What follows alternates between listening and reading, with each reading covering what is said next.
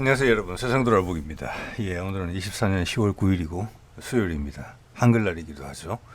자, 오늘은 옆 동네 일본 이야기를 좀 해볼게요. 이 일본 이야기, 최근에 일본이 여러 가지 이제 급박한 그리고 또 이제 새 수상이 취임을 하면서 좀 전격적인 모습을 보이는 게 있어요. 근데 서두른다, 좀 당황해한다, 혼란스럽다, 어쩔 줄 모른다, 이런 느낌을 받거든요. 지난 한 수십 년간 일본이 보여왔던 방식과는 좀 다르다. 자, 이것은 세상에 이제 급변하는 흐름하고도 상관이 있는 거거든요. 흐름이 바뀌는데 일본이 유리한 측면도 있고 불리한 측면도 있어요. 근데 일본의 자민당이라는 어떤 일당 주도, 일당 독재죠. 그 체제 하에서 익숙해왔던 몸이 따라가지를 못한다. 그렇지만 그들이 이렇게 절박한 이유는 또 있다. 이것은 한국 정치와도 크게 상관이 있다. 한반도 상황과. 당연히 트럼프의 부상과도 상관이 있다. 그게 변화의 꼭지점에 이제 서 있는 상황이 되는 거잖아요. 자, 그런 이야기를 좀 드려볼까 해요. 제가 제목에서 미국이 아시아 나토를 돌연 거부하자. 이 아시아 나토의 핵심은 한미일 상호 방위 조약입니다. 그것은 미국이 주도한 거 여러분 다 아실 거잖아요. 그것은 문재인 때부터 그렇게 했어요. 예전부터 했어요. 제발 일본하고 한국을 친하게 해서 군사적으로 나의 버팀목이 되자. 특히 중국이 부상하기 시작하면서 그건 더 강해졌죠. 그런데 박근혜가 덜컥 중국에 가서 붙는 모습을 보였다. 러시아에 가서 붙는 모습을 보였다. 한반도의 남북 통일을 그들에게 기대는 그런 모습을 비췄다. 그리고 미국의 무력을 활용하려고 했다. 그래서 미국이 그때 오바마 때 완전히 기절할 정도로 놀란 거 아니겠습니까?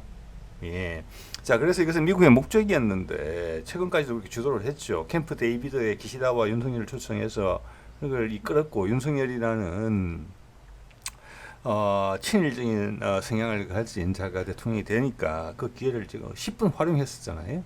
그러면서 최근에는 그 한미일 국방장관 사이에 MOU 같은 걸 맺었죠. 의향서를 맺어서 돌이킬 수 없는 군사동맹 체제라고 말 안 했지만 사실 내용은 그겁니다. 돌이킬 수 없게 하자. 특히 한국 같은 경우는 정치적 변동성이 크죠. 미국 같은 거에 대통령이 공화당이 되든 민주당이 되든 이게 바뀔 게 없어요. 이거는 딥스테이트와 네오콘이 상관하는 내용이니까. 일본은 자민당 독재니까 또 상관없지요. 한국은 정권이 바뀔 때마다 크게 달라요.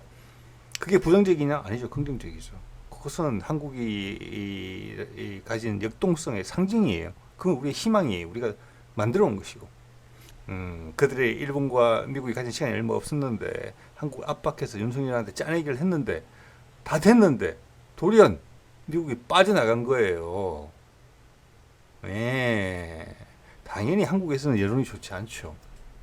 그렇지만 미국이 밀어붙였으면 가는 겁니다. 근데 미국이 발을 뺐다는 거예요. 이제 여기서 일본이 당황하면서 총리가 교체되면서 속내가 다 드러났어요. 자, 결과적으로 지금 일본이 윤석열 정부를 보는 시각은 뭐냐면은 우리의 부속돼 있다예요. 우리의 뜻과 항상 같이 한다예요. 그게 일본의 입장에 그대로 묻어나 있거든요. 이게 지금 윤석열 정부 들어와서 한일 간의 어떤 관계 개선이라는 미명하에 진행되어 있는 종속화입니다. 우리가 일본에 종속될 이유가 전혀 없잖아요. 그전에도 문화적으로 경제적으로 할 일 다 주고받았어요. 이웃 나라로서. 단지 한 나라가 공격받으면 다른 나라가 가서 도와준다? 일본은 특히 공격할 수 있는 힘이 없는 나라인데 헌법에 일본이 어디 중국하고 문제가 생기면, 그래서 일본이 타이완에 관심이 많은 겁니다. 일본은 자기들을 파병할 수가 없어요. 우리는 할 수 있어요. 동맹 관계로 맺어져 있으면 우리는 가야 돼요. 미국은 점점 힘이 빠져가고 있잖아요. 이것이 일본이 보는 기회였단 말이에요. 본인들이 처한 여러 가지 현실을 극복할 수 있는 수단으로 한국을 보고 있다는 거예요. 윤석열을 보고 있다는 거죠. 그러니까 확실해집니다. 이 내용을 좀 보게 되면은, 자, 하다 보니까 슬라이드가 좀 많은데 일단 해보겠습니다. 자, 이거 보세요. 제가 이게 얼마나 급박한지를 보여주는 거예요. 제가 다뤘던 내용이죠. 미국이 일본의 아시아 나토 결성 요청을 거부한 까닭은 이게 있죠. 왜 거부했을까? 즉, 이것은 뭐냐면은 아시아 나토라고 그러면은 유럽의 나토는 러시아에 대한 대항이에요. 아시아 나토도 현재의 그림으로 봐서는 러시아에 대한 저항도 포함되어 있어요. 이시바 시게루 신임 총리도 그런 이야기를 했어요. 우크라이나전 같은 경우 즉 러시아가 침공한 거잖아요. 세계 여론은 그렇게 알고 있죠. 그것이 아시아에서 일어날 수 있다. 그렇기 때문에 우리가 나토 같은 게 필요하다. 즉 러시아를 전제로 깔고 있어요. 여기에 더하기 중국이에요. 그것은 여기 붙였다 저기 붙였다 귀에 걸면 귀걸이 코에 걸면 코걸이 북한 이야기도 또 포함되어 있어요. 여러 가지가 있고 덤으로 한반도에 왜냐하면 아베 때 트럼프가 일본에 언질도 주지 않고 김정은과 전격적으로 만나고 북미 종전선언의 코앞에까지 갔었기 때문에 한반도 소통, 통일, 한반도의 세계 주요 거점화, 국력의 신장, 문화적 신장 이런 걸 매일매일 보고 있죠. 강력한 위기의식을 느끼고 있기 때문에 한반도의 분단을 영구화시킨다는 이런 기본적인 욕구도 깔려 있어요. 근데 미국이 왜 아시아 나토 요청을 이때까지 선도했다가 거부했습니까? 러시아와의 관계 개선이 보이기 때문에 그렇다는 거죠. 이건 미국 내부에 있는 의견 뭡니까? 우리 미국의 가장 큰 패착은 지난 몇 년간 우크라이나전을 통해서 중국과 러시아가 가까워지게 만든 것이다. 그러면 미국은 이길 수 없다. 우리의 패권은 바로 급전직하다. 그들을 분리시켜내야 된다. 이것이 이제 먹힌다는 거죠. 그러면 러시아하고 중국이 갈라서게 되고 그것은 이미 북러 상호방위 조약에서 보여줬단 말이에요. 그리고 러시아가 몽골에 전격적인 제한들을 하죠. 몽골도 팔라냈어요. 그래서 지금 중국이 북한하고 관계가 안 좋아요. 국내 언론에서 보도할 정도예요. 단둥 철교가 만들어진 지 10년이 됐는데 10년인지 정확하게는 모르겠습니다. 10년으로 기억합니다. 소통식을 안 한다. 네, 러시아에 가서 붙었다는 것을 유감으로 생각한다는 거예요. 강력하게.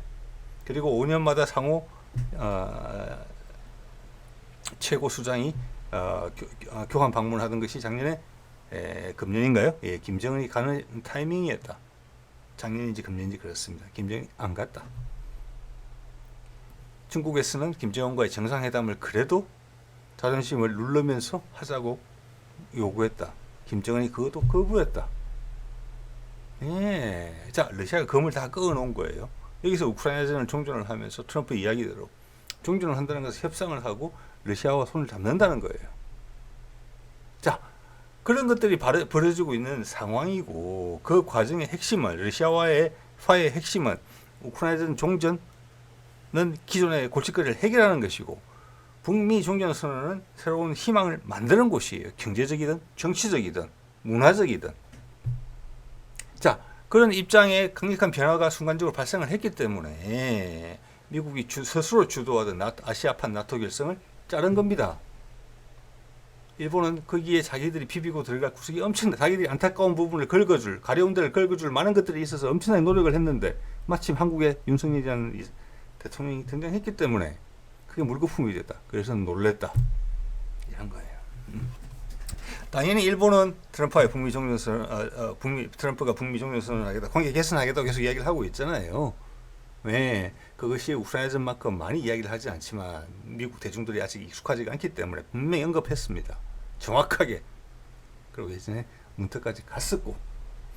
그래서 지금 진용을 꾸릴 때 과거에 존 볼턴 같은 이런 인사들은 그냥 다 뺄 거예요. 네, 그래서 가능성이 높다는 것입니다. 자, 이시바 시계로 예전에 제가 보여드렸던 내용이죠. 이거를 이거는 일본의 그 총재 선출 전입니다. 이시바 시게루가 등장을 하죠. 이걸 요청을 해요. 즉 이것은 뭐냐면 일본 정치의 한계를 보여주는 겁니다. 이시바 시게루가 이미 내정됐다라고 저는 생각을 합니다. 이 이야기가 나올 때 러시아도 알고 있다는 이야기예요. 뭐 여러 가지 내부 잔치를 하고 치열한 경쟁을 해서 뭐 아슬아슬하게 총재가 선출되는 이런 모양을 연출했지만 결과적으로는 얘가 되기로 돼 있었다는 거예요. 그리고 이시바도 그걸 요구했다는 거잖아요. 아시아판 나토를. 그래서 다니엘 크리텐브링크 국무부 동아태 차관보가 잘랐죠.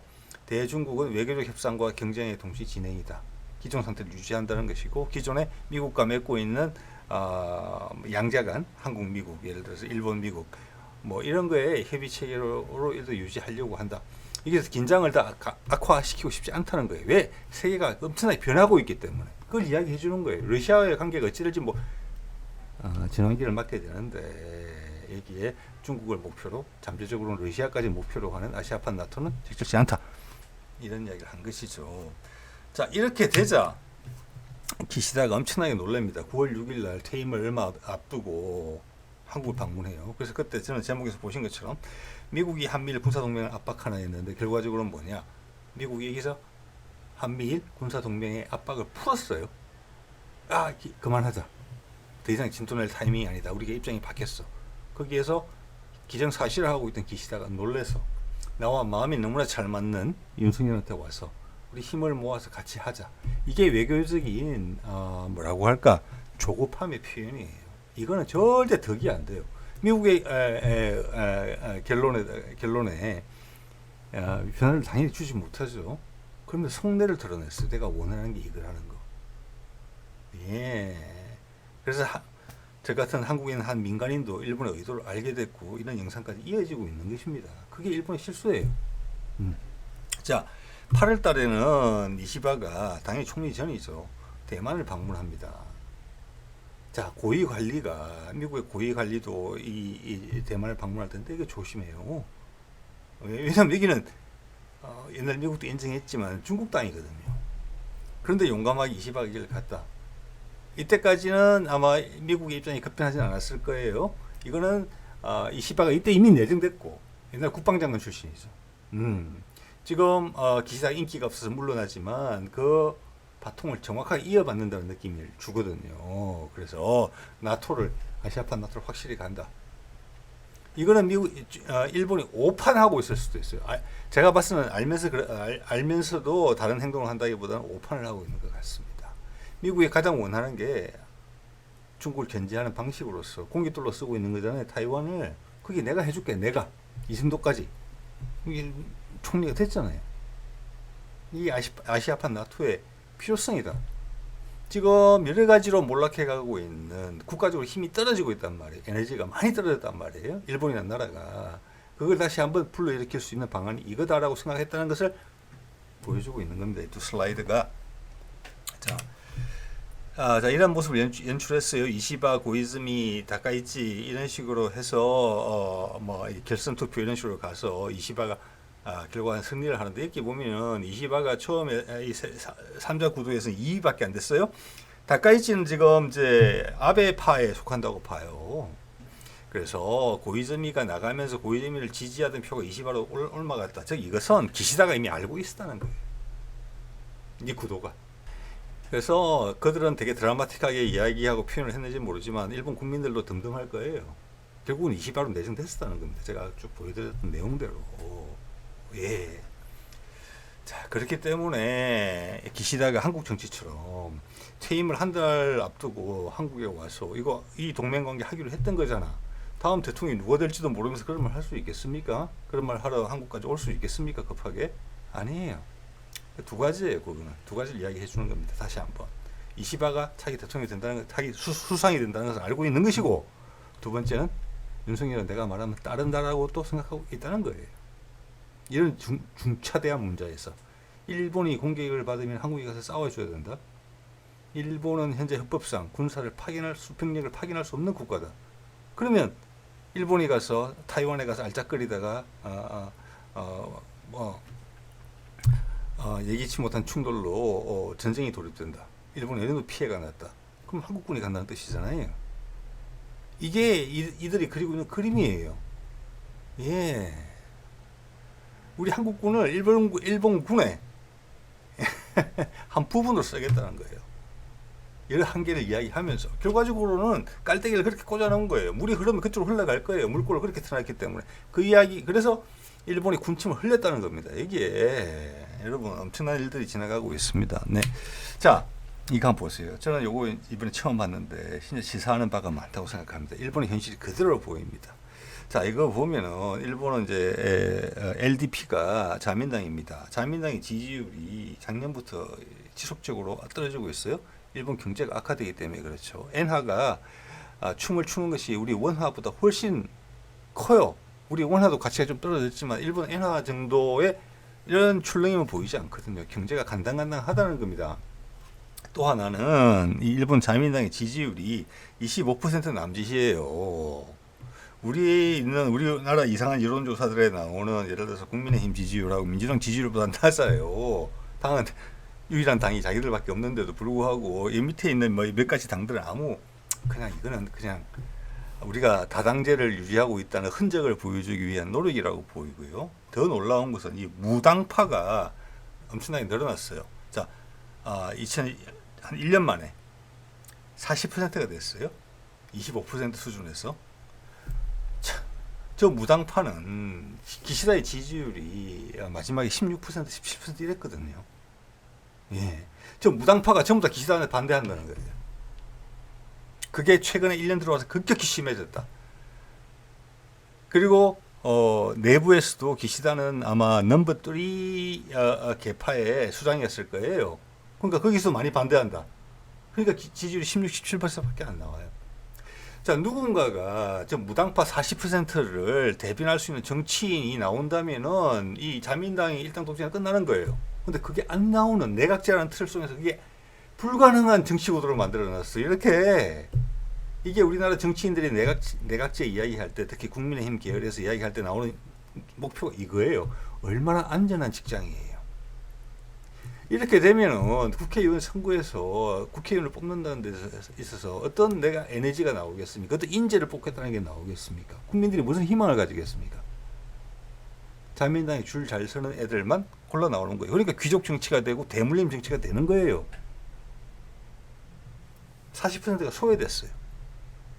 이 정치가 민주정치입니까? 그렇지만 이 자민당은 큰 위기의식을 느끼고 있을 거라고 봅니다. 예, 이렇기 때문에 일본 전체가 힘이 없는 거예요. 나라가. 나의 욕구를 해소할 곳이 없어요.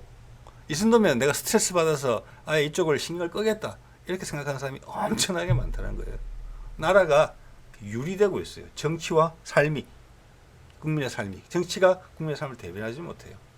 그래서 일본의 고위 관료가 인터뷰를 하거나 대국민 발표를 할 때 보면 정말 로봇 하는 것 같죠. 일본. 감정이 하나도 안 실려 있죠. 예, 애살이 없죠. 애살이 전혀. 이거 보면 느끼시잖아요. 난 네가 뭐라고 하든지 간에 나는 집권당이고 조금 기다리면 내가 총리할 수도 있어. 이런 거거든요. 그렇지만 위기의식을 느낄 겁니다. 떨어지고 있으니까. 미국, 죄송합니다. 일본 국민들은 동시에 대안이 없다는 거예요. 대안이. 우리는 이당 갔다 저당 갔다 하잖아요. 우리 행복한 나라에 살고 있습니다. 미국도 여러분 보셨죠? 공화당, 민주당 99.9% 같아요. 딥스테이시 다 만지잖아요. 저기 영국도 볼까요? 보수당, 노동당 이러면 거창한데 총리 바뀌고 나서 뭐 달라지는 게 있습니까? 없어요. 우리는 엄청나게 다이내믹한 정치 환경에 살고 있다. 이런 걸 느껴주셨으면 좋을 것 같습니다. 네. 자, 이시바가 하는 이야기를 한번 들어볼게요. 아시아 나토 이야기를 했죠. 이게 지금 화를 내는 거거든요. 미국에. 이미 안 된다고 이야기했잖아요. 미국이. 계속 이야기하고 있어요. 지금까지. 이건 한 달 정도째 이야기하고 있는 거거든요. 이건 그만큼 절박하다는 거예요. 이거밖에 없다. 이시바가 이게 잘 안 되면 이렇게 강하게 주장을 하게 되면은 미국에 척을 지게 돼요. 그리고 내부 일이 쉽게 해결될 수 있는 수준이 아니에요. 지금 일본의 문제가 되게 단명할 수 있다는 거예요. 단명할 수. 기시다보다 지금 강수를 두고 나오고 있거든요. 미국의 자체 내부의 국민적 지지를 받지 못하고 있는 상황에서 미국의 지지까지 못 받으면 바로 날아가야 돼요. 지금 그 길로 갈 수도 있어요. 이시바가. 그러면서 평등한 미일 관계를 지금 주장하고 있어요. 이거는 일본이 힘이 세기 때문에 그렇게 주장하는 게 아니에요. 나도 힘이 약해졌지만 미국이 더 약해졌기 때문에 이야기를 하는 거예요. 미국 기분이 안 좋죠. 이럴 때 이런 이야기를 하면은. 그리고 헌법 개정, 전쟁을 못하게 되는 헌법 개정을 파시스트 헌법이라고 칭하면서 개정을 해야 된다고 이야기했어요. 예, 미국이 좋아하지 않는 그림이에요. 자, 그러면 일본 헌법. 우리가 뭐 일본을 공격할 수 없다 이런 내용들은 알고는 있지만 그 내용 저도 이번에 봤기 때문에 여러분들 공유를 드립니다. 이게 가장 중요한 그 부분인데요. 뭐라고 했느냐? 일본은 영원입니다. 주권 국가의 권리로서 전쟁을 거부한다. 네, 이것은 사실은 너무나 비현실적인 이야기죠. 아래로 뭐 더 내용이 있지만 핵심 내용은 저거예요. 그래서 이제 자위대라는 이름을 가지고 있는 거잖아요. 예. 자, 그래서 예전에도 헌법 개정 시도가 있었는데 저도 오늘 이걸 처음 봤습니다만은 이 내용을 보면 볼수록 이건 뭐냐면은 사실 일본 자민당이 1950 몇 년도 그때 생겼을까 50대 초반에 한국 전쟁을 통해서 일본의 경기가 살아나면서 미국의 영향력이 아주 강력할 때예요. 예, 그때 우리 한국에서 친일파를 처단하지 않았잖아요. 그래서 지금까지도 윤석열 대통령과 그를 지지하는 세력들이 남아있을 수 있게 됐죠. 비록 이들은 끝물이 됐지만. 그리고 새로운 변화를 위한 마중물이의 역할을 그들이 충실히 해주고 있긴 하지만 일부도 똑같은 방식을 썼어요. 그들의 전범들 일부는 이제 처벌을 했지만 그 외 주류 세력들을 그대로 안았어요. 그게 자민당의 모체가 된 것이고, 그게 이제 일본이 미국화의 길로 간 것이에요. 거기서 이시바가 이제 반기를 든다는데, 반기를 든다는 시점이 뭐냐? 미국 너희 약해져 있지 않니? 이거예요. 우리는 이 기회가 아니면 미국과 같이 썰려 죽겠다. 특히 한국 무시무시하다. 이게 그 뒤에 깔려 있어요 지금. 왜냐? 트럼프가 남북한 교류하는 거 봤고 러시아가 한국과 짝꿍이 맞다, 한반도가 짝꿍이 맞다는 걸 알고 있거든요 지금. 그 흐름을 읽고 있는데 일본은 할 수 있는 게 없다. 나는 당신의 충실한 종으로서 지난 70년 80년간 살아왔는데 이게 뭐냐? 예, 이런 거예요. 자, 이것은 지금 일본 자민당의 인기가 떨어져서 이제 어디로 갈지도 몰라요. 대안은 없는데 인기는 계속 떨어져요. 그럼 나라가 어떻게 되겠습니까? 망가지는 거예요. 그래서 일본 젊은이들이 외국으로 가겠다 이러는 거예요. 일본 사람들 에너지가 떨어지는 거예요. 최근에 하여튼 40대 일본 남자가 한국에 와서 처음으로 겪어보고, 일본 사람 전형의 편견을 갖고 있는 사람이에요. 보통 사람이죠. 그러니까 한국에 와서 돌아가면서 며칠 보내다가 돌아가면서 말하는 느낌이, 핵심이 뭐냐? 일본이 지고 있다. 에너지가 다르다라는 거예요. 어디를 가든지 느끼는 게 일본의 똑같은 환경과 한국의 유사한 환경에서 느끼는 에너지 수준이 다르다는 겁니다. 그건 제가 일본에 갔을 때 느꼈던 바로 그거랑 똑같은 거예요. 이거를 돌이켜야 되는 타이밍이고, 거기에 한미일 상호방위조약이 아시아판 나토의 핵심 구도로서 일본이 너무나 사랑스러웠던 틀이었다는 거예요. 아, 하늘이 도와주셨구나. 마침 한국에는 윤석열이라는 대통령이 탄생을 했네. 이게 물거품이 된 것 같으니까 지금 분노 조절이 안 된다, 이렇게 보고 있다는 것입니다. 자, 이 그림을 보세요. 이게 다 설명을 해줘요. 아시아판 나토에 미국과 친한 몇 개 나라를, 이게 미국만 데리고 오기는 어려우니까 그 위에 캐나다하고 뭐 프랑스, 영국을 넣었지만, 프랑스는 이미 비판적인 의견을 말한 바가 있어요. 아시아판 나토에 대해서. 예. 자, 그래서 위에 유럽 나라들은 이렇게 양념으로 넣어 놓은 거고요. 구색 맞추기용으로. 밑에 핵심은 미국과 일본, 한국이에요. 이게 형성이 되면 나머지 갖다 붙이면 돼요. 그런데 보십시오. 일본이 미국과 동등해지고요. 예, 이것도 일본한테는 도발적인 생각이고, 미국한테도 다른 느낌으로 도발적인 제안이에요. 거기에 한국이 부속되어 있는 거예요. 즉, 위에 유럽 국가들, 그리고 캐나다 같은 경우는 이게 뭐 구색이니까 실제 힘은 이 밑에서 벌어지는데 한미일이에요. 그 중에 일본이 상위에 있다는 거예요. 네. 지금 나토는 미국이 다 주도하는 거 아닙니까? 자, 그러면 아시아판 나토는 그 지역의 수장으로서 일본이 하겠다는 거예요. 한국은 그 밑에 있다는 거예요. 헌법이 개정이 안 되더라도 한국군을 그들의 병력으로 쓰겠다는 거예요. 일본의 이름으로 쓰지는 못하지만 아시아판 나토 이름을 쓸 수 있다는 거예요. 미국을 활용해 가면서 얼굴 마담으로. 이게 일본의 속내잖아요. 이야, 일본 사람들 참 생각 많이 하죠. 네. 이게 다 됐었다는 거예요. 예. 다 됐었는데 막판에 왜 바뀌냐, 입장이. 9월 들어서. 그래서 기시다가 급고 한국에 와서, 야, 승렬아, 어떡하냐 이거. 그래서 빨리 목소리를 같이 내. 미국 가서 빨리 하자고 하자. MOU 차원이 아니라 빨리 동맹으로 가자. 시간 얼마 없다. 일본 입장에서는 시간이 지금 윤석열의 지지율이 안 좋은 걸 알고 있기 때문에, 윤석열 지금 임기가 절반 정도 지났죠. 시간이 얼마 없어요. 예. 그래서 무리수를 두고 있다고 봅니다. 여기서 만약 이시바가 어떤 다른 대안을 어떤 한 단계 객상된 모습을 보여주지 못하면은 이시바의 수명도 되게 짧을 수가 있다. 왜? 일본의 지금 전체적인 상황이 그런 지지율 25% 내에 있는 자민당의 소수 계파의 수장이 나라를 뭐 바꿀 수 있는 그 정도 분위기가 아니에요 지금은. 그게. 자, 그래서 이시바가 되게 강경한 말을 합니다. 자, 우리는 뭐라고 합니까? 미국과 관계에 있어서 우리는 정말 독립적이지 않다. 우리는 이제 미국이 예속돼 있다는 이야기를 하는 거예요. 이런 이야기가 공개적으로 나온다는 게 여러분 일본 사람들의 일이 지금 7, 80년간 미국에 예속돼 있었고 그전에는 이제 원자탄까지 맞고 항복을 한 상황에서 여러분도 아시는 분들은 아시겠지만 관련된 내용을 보면은 일본의 사람들의 그 문화가 그래서 그런지 몰라도 일본의 그 수장들의 딸과 부인들을 미군 장성들한테 이렇게 갖다 바치는 그런 경우도 있었거든요. 전쟁이 끝나고 미군정 체제에서. 그래서 완전히 밑으로 기었단 말이에요. 근데 사실 이런 말까지 한다는 것은 엄청난 자세 변환이에요. 근데 여기서 그 독일에 대해서 노드스트림을 폭파하고 이런 걸 봤을 때 미국이 자기들한테 도전했던 나라들에 대해서는 전혀 연민의 정이 없습니다. 끝까지 놔주지 않습니다. 끝까지. 거기에서 이번에 기시다가 너무 기대를 많이 했다. 한반도에서 마치 짝짝꿍을 치주고 중국이 부상하는 바람에 미국이 그래 이걸 한미일 상호 방위조약 맺자. 그 과정에서 일본에 대한 족쇄가 풀릴 수도 있겠다. 그런데 언뜻 보니까 한국의 전 정부에서는 나 일본하고는 안 해. 우리가 충분히 혼자 막을 수 있어. 나하고 미국하고 둘이 막을 거야. 대신 한반도 소통시켜주면 북한도 와서 붙는다? 그러면 일본보다 훨씬 낫지. 너 일본 옛날에 전쟁 벌이면서 고통 많이 받았잖아. 미국 너. 그게 지난번 문재인 정부에서 한 이야기예요. 미국한테. 그러니까 트럼프가 내가 그 말이 맞다. 북한 애들이 말을 들을까? 핵 포기해줄까? 우리 핵 위협 진짜 겁나는데? 해줄게. 그렇게 돼서 북미 총전선이 무르익었던 거잖아요. 그 가운데서 일본이 느꼈던 그 열패감은 어마무시했을 겁니다.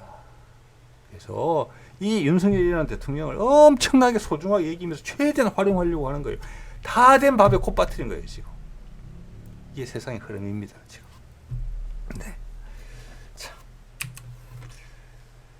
자, 그렇기 때문에 정리를 해보면 아시아판 나토 핵심 한미일 군사동맹이고 한국은 이미 일본의 말을 따른다.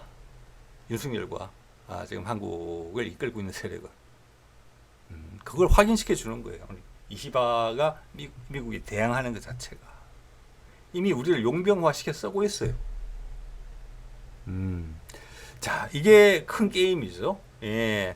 남북이 그래서 북미 종전선을 우리 한국이 가운데서 당연히 중재를 했겠죠. 그러면서 나온 말이 뭡니까? 한미 관계의 한미 동맹의 재정립. 일본도 그 이야기 하고 있어요. 자, 똑같은 말을 한다고 해서 그 뒤에 여러 가지 상대방이 거기에 응할 수 있는 여러 가지 조건을 제시를 해야 되는 거잖아요. 현실적인 조건을 그들의 가려운 곳을 긁어줘야 되잖아요. 주고받고 해야 되는 거잖아요. 그 점이 됐다는 거예요. 즉 그것은 종전선언을 통해서 북한과 미국이 수교를 했을 때 한반도가 미국 편에 서주겠다. 미국의 아시아 태평양 전략에 우리가 핵심적인 역할을 해주겠다. 미사일 사거리 폐지, 사거리 제한 해제, 탄도 중량 해제, 그리고 고체 연료 로켓 우주 기술에 쓸 수 있게 항공모함, 해군력 강화 이런 것들이 다 따라온 겁니다. 그런데 미국이 일본을 생각할 때 일본이 그 역할을 하고 싶었단 말이에요. 그리고 한국은 한반도 소통되면 안 되죠. 일본 입장에서는. 그런데 미국이 가진 선입견이 있다는 거죠. 아까 말씀드린 것처럼 독일과 일본 우리한테 대들었던 나라들은 절대 안 된다. 수갑을 안 풀어준다는 거예요. 거기에 대한 대안으로서 한미일 동맹. 마침 한국에 윤석열이라는 인물이 등장했다. 중국이 강해지고 미국이 위축되기 시작하면서 한미일 군사동맹 생각하게 됐다. 일본한테는 엄청난 기회였다는 거예요. 그리고 한국에서는 그 7.18의 잔재들이 남아서 제거되지 않았기 때문에 미국과 일본의 자민당이 뿌리를 가졌던 것처럼 그 잔재들이 남아있다가 마지막으로 불꽃을 피우고 있는 상황하고 딱 맞아 떨어졌기 때문에 엄청난 군침을 삼켰다.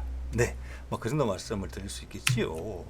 자, 윤석열 하는 이야기하고 되게 비슷하죠. 북중러의 핵무기 연대에 대항해야 된다. 근데 이게 포인트가 없는 거예요. 이게 잘못이에요. 일본이 잘 못 읽고 있는 거예요. 자, 미국은 북한하고도 협상을 할 수 있어요. 중국과는 협상하는 척하지만 궁극적으로는 전투를 해야 되는 입장이에요. 그게 대만을 걸고 넘어져서 무력 충돌이 되느냐 아니면 다른 세계 역학 구도를 바꾸느냐, 즉 러시아와 협력을 하면서 일단 러시아와 중국을 떼어내야 되는 입장이었어요. 그래서 지금 미국의 입장에서는 북중러가 같지 않아요. 근데 이시바는 북중로가 같다고 이야기를 해요. 그들은 언제나 한편이라고. 우리나라의 내부에서 많은 분들이 이렇게 믿고 계시죠. 근데 미국의 입장에서 봐서는 이게 아니고 지난 한 달간 정도에서는 이게 확실히 아닌 것으로 전략 수준이 됐다는 거예요. 그건 되게 합리적인 선택이거든요. 그거를 일본의 총리가 쫓지 못한다. 일본의 띵크탱크가 쫓아가지 못한다. 그건 패착이다라고 봅니다. 그게. 일본의 역동성이 떨어졌기 때문에 그래요. 많은 사람들이 애사를 가지고 이러면 안 되고 저러면 안 되고 그러면서 어떤 지적 능력들이 국가적으로 통합이 되고 대안을 제시가 돼야 되는데 논쟁이 벌어지고 40%가 관심이 없다잖아요. 나는 일본이라는 나라가 어찌되든 모르겠다. 많은 일본의 국민들이 그렇게 생각한다는 거예요. 그래서 이런 얼토당토하는 소리를 내는 거예요. 미국의 본심을 모르는 뜬구름 잡는 이야기를 하는 거예요. 네. 그들 입장에서 봐서는 코에 걸면 코걸이, 귀에 걸면 귀걸이식으로 해석이 될 수 있게 던졌지만 미국은 이 각각을 엄청나게 신중하게 고민하고 있는데, 그리고 아베 때 트럼프가 판문점에서 김정은과 악수하는 장면까지 본 일본이 이런 어설픈 정치적 멘트를 뱉었다? 이건 일본의 잘못이고 일본의 실수라고 봐야 되죠. 흐름을 못 읽고 있다라는 겁니다. 예. 그러면서 미국 핵무기의 공유가 필요하다. 이거 우리 윤석열이 하는 이야기 똑같죠. 이거는 뭐냐? 이거 안 해주면 이런 주장을 하다가 미국이 계속 약해지면은 우크라이나의 상황 정도는 알고 있을 거예요. 미국 입장이 공격해졌다는 것은 예전보다. 왜 브릭스가 성장하는 것도 알고 있으니까. 요거는 나중에 자체 핵무장을 하겠다는 그런 걸로 번져갈 수 있을 것 같아요. 이거는 약간 일종의 약간 협박성인 멘트도 있어요. 협박성인 멘트도. 요거는 그대로 윤석열한테 적용될 수도 있어요. 요 카드 계속 만지고 있을 거예요. 거기서 나 혼자 외롭지 않게 둘이 같이 한다. 그리고 윤석열도 뒷감당이 안 되니까 어떤 식이든지 간에 내가 감방 가지 않으려면 마누라하고 손잡고 내가 영속될 수 있는, 나를 보살펴 줄 수 있는 정권이 또는 정치 체계가 유지해야 된다. 거기는 그 점에 있어서는 일본한테 배울 바가 많다. 이렇게 짝짝꿍이 맞을 가능성이 크다는 얘기를 예전에도 몇 번 들었습니다. 관련 내용 다룰 때 오늘 내용을 준비하면서 좀 더 확실하게 그런 생각이 들었습니다. 둘이 짝짝꿍이 맞다. 지지율 최하위 둘이 붙어서 뭘 하겠다는 거예요. 지금. 자 이거는 이런 게 이제 이시바가 옛날에 한 말이라고 하는데 2018년이면 아마 이미 이제 한반도에서 북미 정상회담 이야기가 있고 아마 판문점에서 만났던 트럼프하고 김정은 그때 무렵일 수도 있는데 아베를 비난하는 거예요. 당시 아베가 수상이었을 때고 아베가 뭐 트럼프랑 골프 치는 거 자랑하고 트럼프 타워에 초대받아서 간 거 자랑하는데 이런 거 하지 마라. 왜? 이시바는 이제 아베의 경쟁 상대였기 때문에 일본이 만만치 않다는 것을 보여줘야 된다. 미국이 느끼게 해줘야 된다. 이런 이야기를 했어요. 이게 이시바의 본심이라고 생각합니다. 그래서 그때 아베도 열받아서 우리한테 반도체 소부장으로 임진왜란을 일으킨 거잖아요. 임진왜란인지는 모르겠습니다만 그때가 임진왜란 아니었겠죠, 당연히. 네. 자, 우리는 그것을 극복을 하면서 일본에 전적으로 기대해왔던 많은 부분들이 국산화가 됐어요. 그걸 부인하기는 어려울 겁니다. 그러니까 일본은 더욱더 아마 초조해졌을 거예요. 그러니까 지금 윤석열이라는 인물의 등장이 얼마나 고마워할까? 등장에. 이걸 이제 그것을 우리가 공감할 수 있으면은 오늘 영상은 성공이다 이렇게 볼 수도 있겠습니다. 네. 자, 그런데 이미 이제 인도에서 선을 분명히 그었죠. 예, 나토 이야기 나오니까 인도 외무부 장관이 한 이야기입니다. 이 내용은 뭐냐면은 우리는 관심 없다.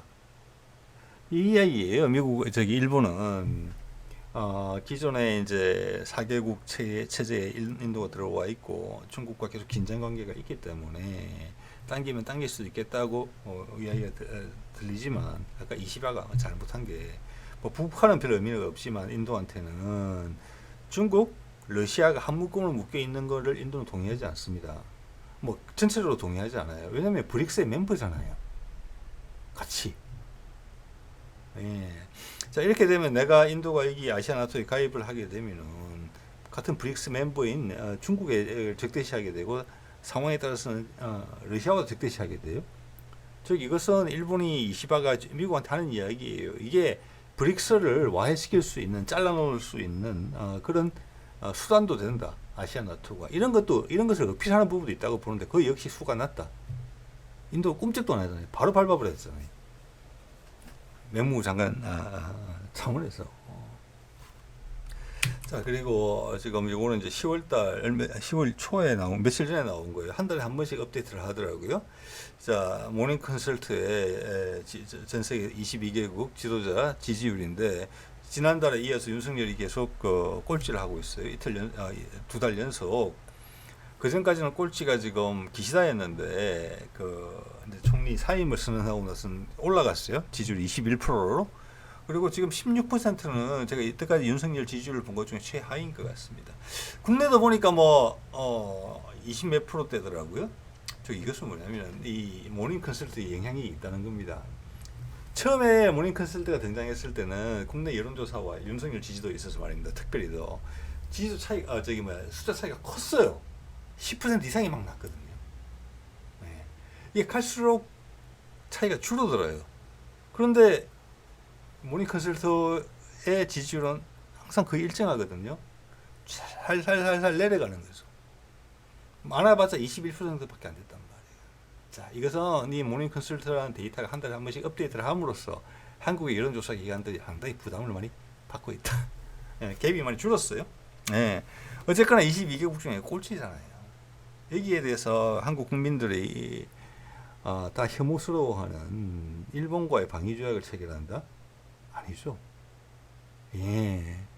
그리고 미국이 더 관심이 있는 내용은 지금 북미 종전선언을 통해서 아시아 태평양 전략에 있어서 한국이 큰 축을 담당해 주는 것이고, 또 미국 달러가 돌아야 된다는 부분이 있고, 러시아와 화해를 해야 된다는 부분이 있고, 일본은 과거에 나에 대해서 언제든지 미국에 대해서 복수를 하려는 마음을 갖고 있는 나라라고 미국이 전제를 하고 있는 상황이기 때문에, 예, 윤석열도 움직일 수 있는 여지가 없다. 이 시바도 수명이 되게 짧을 수도 있다. 그 와중에 초록은 동석이라고 둘이 붙을 수 있다. 한판 손을 잡을 수가 있다. 희한한 일을 벌이면서 첫 번째 건드릴 수 가장 쉬운 상대는 북한이다. 이미 대북 확성기 방송을 통해서 일주일에 몇 번씩은 거기에 대한 대응으로 북한이 오물풍선 보낸다는 문자가 우리한테 오고 있잖아요. 지금. 그렇죠.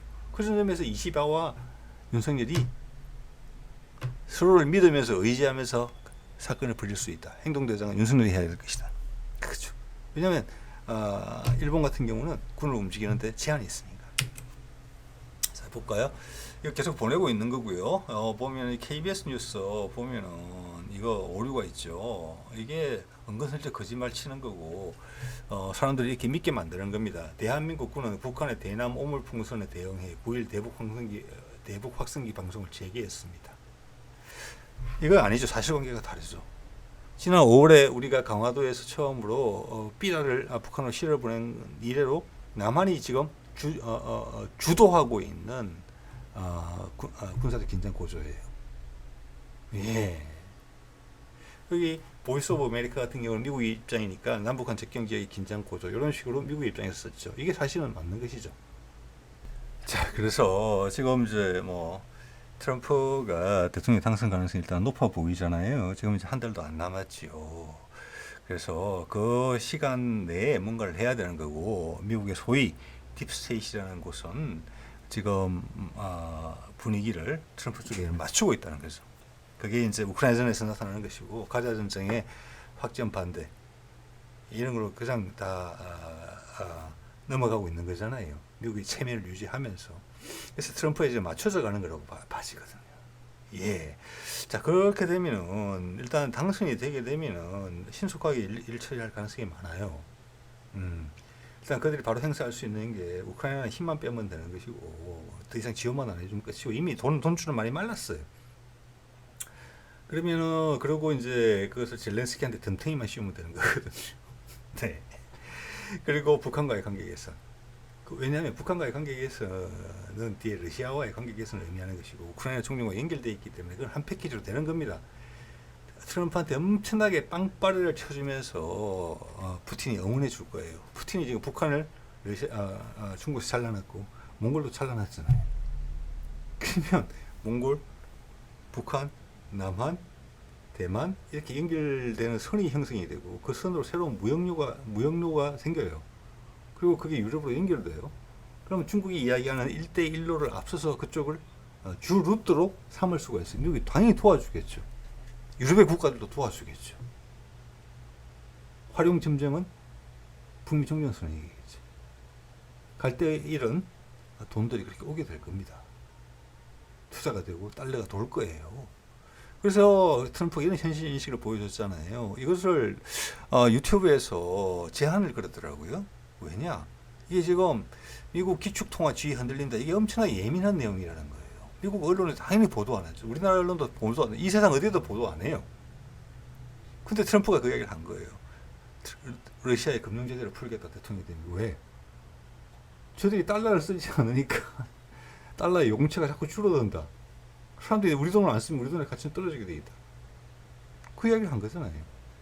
왜? 그래서 북미 종전선언이라는 것은 북한의 엄청나게 투자 바람이 불 거예요. 전 세계 어떤 공급망 다변화하는 부분에 있어서도 많은 하이텍 기업들이 중국에서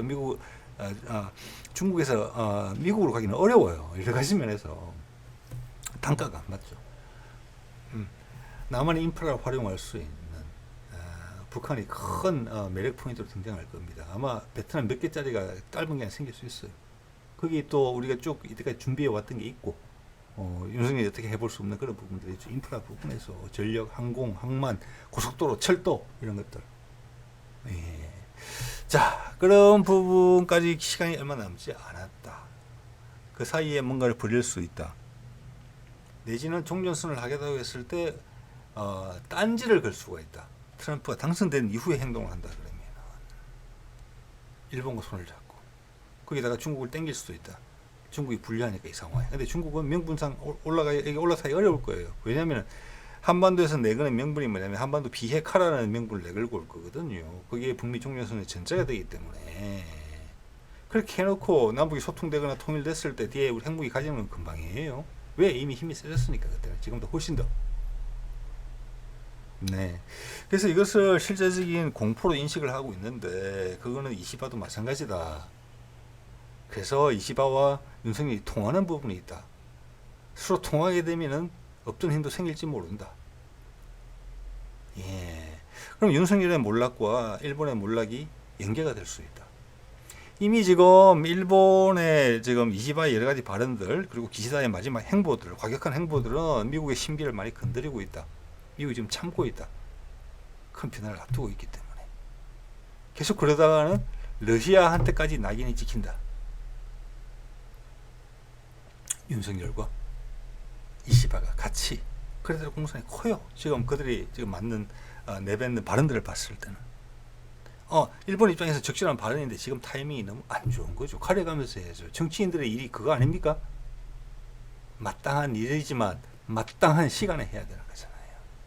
지금 너무 속내가 드러내 보이면서 그 말에 힘을 실잖아요. 상대방의 입장까지 배려하지 못할 정도로.